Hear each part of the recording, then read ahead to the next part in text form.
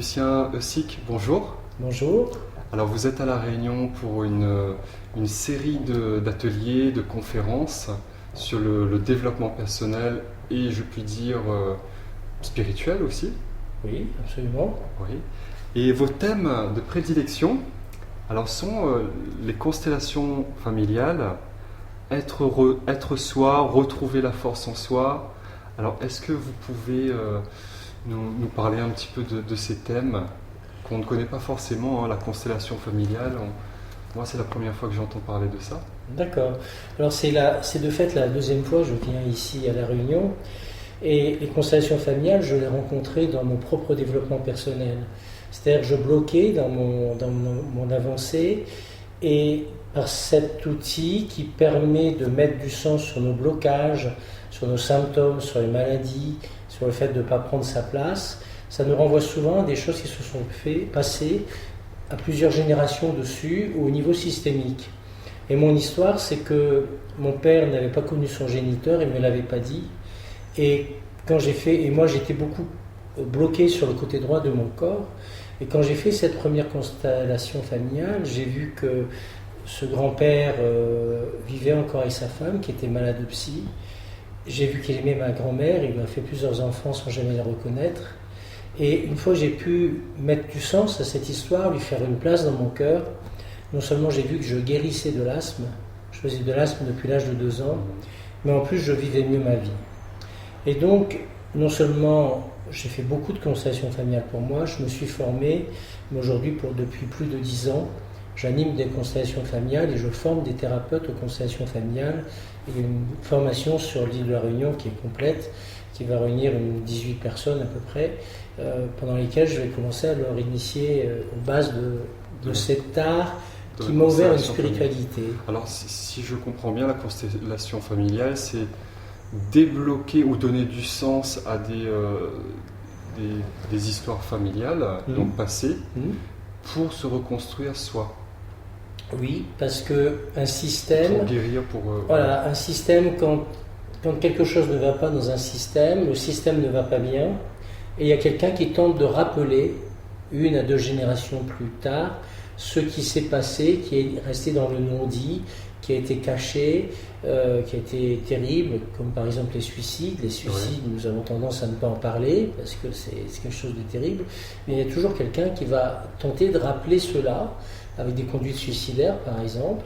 Moi, quand j'ai fait cette constellation familiale, j'ai vu que ma mère était psychologiquement fragile. Je me suis marié avec une femme qui était malade psy. J'ai vu ça pendant le voyage de noces. Et j'ai vécu 25 ans avec elle. J'ai 4 enfants, 5 petits-enfants. Et quand je l'ai quittée, elle s'est suicidée. C'est-à-dire pendant 25 ans, j'ai joué le sauveur du système. Et quand j'ai arrêté de jouer le sauveur, parce que je me rendais moi-même malade, elle a accompli ce qu'elle devait accomplir depuis très longtemps. D'accord. Oui, c'est un peu le triangle de Karpman, oui, le sauveur, le bourreau, la victime. Absolument, on retrouve souvent ce triangle de Karpman, victime, bourreau, persécuteur, sauveur. Je me rappelle une histoire où avec quelqu'un, j'étais remonté jusqu'à la Révolution française, et cette personne me disait « j'ai une énergie de bourreau ».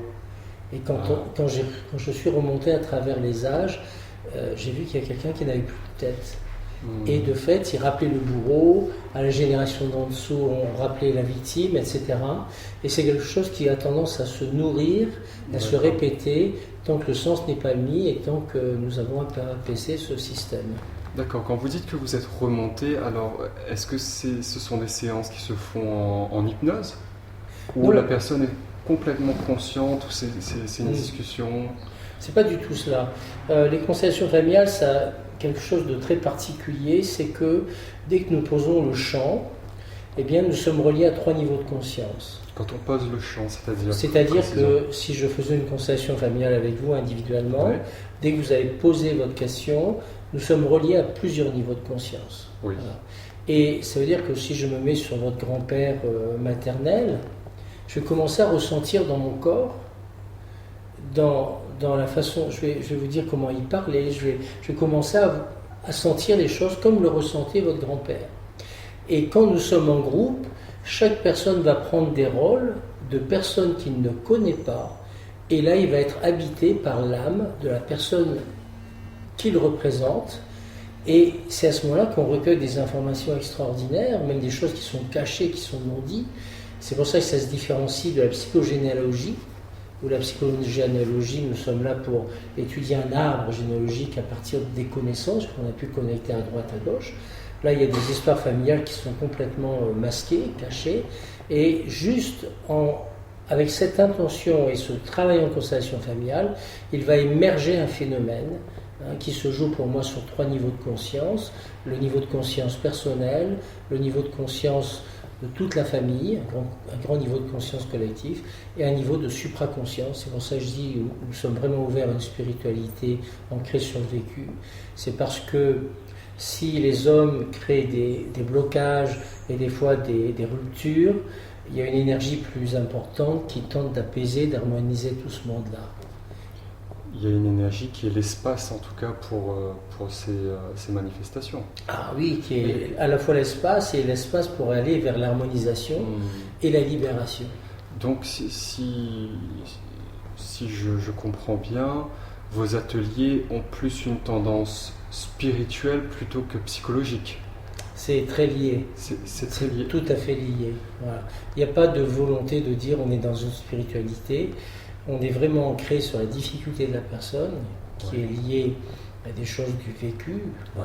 Ça peut être une maladie, ça peut être beaucoup de choses. Et on ouvre à un niveau universel qui permet d'avoir une vision beaucoup plus limpide et qui permet de reprendre sa place. C'est vraiment le but des constellations familiales, c'est de réintroduire les exclus. C'est-à-dire, ça peut être quelqu'un de suicidé, quelqu'un mort à la guerre, quelqu'un qui est accidenté jeune, avortement, fausse couche, etc. Et de lui donner une place dans notre cœur.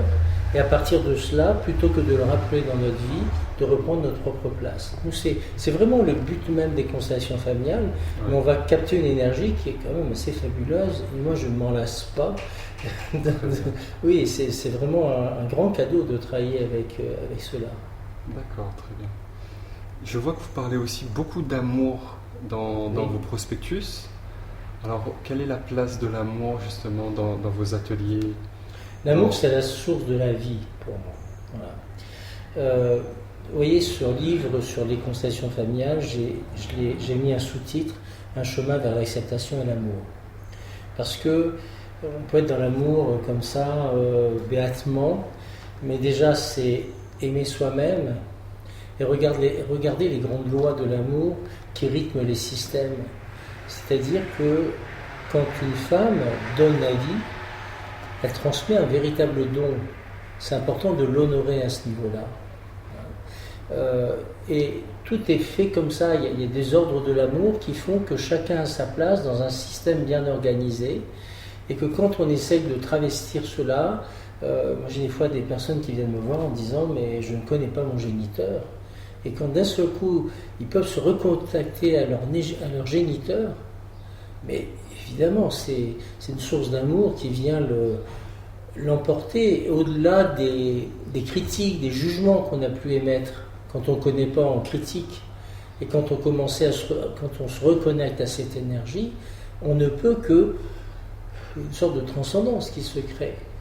Donc pour moi, l'amour, c'est la base de tout, mais certaines erreurs dans la spiritualité, c'est pour ça que je me méfie de différents courants qui existent, parce que je n'adhère à aucun des courants, c'est d'être perché là-haut et de ne plus être dans le vécu ici-bas. Oui, c'est un des pièges. Voilà, et des fois de critiquer sa voisine alors que 2 minutes avant, je suis au nirvana, etc.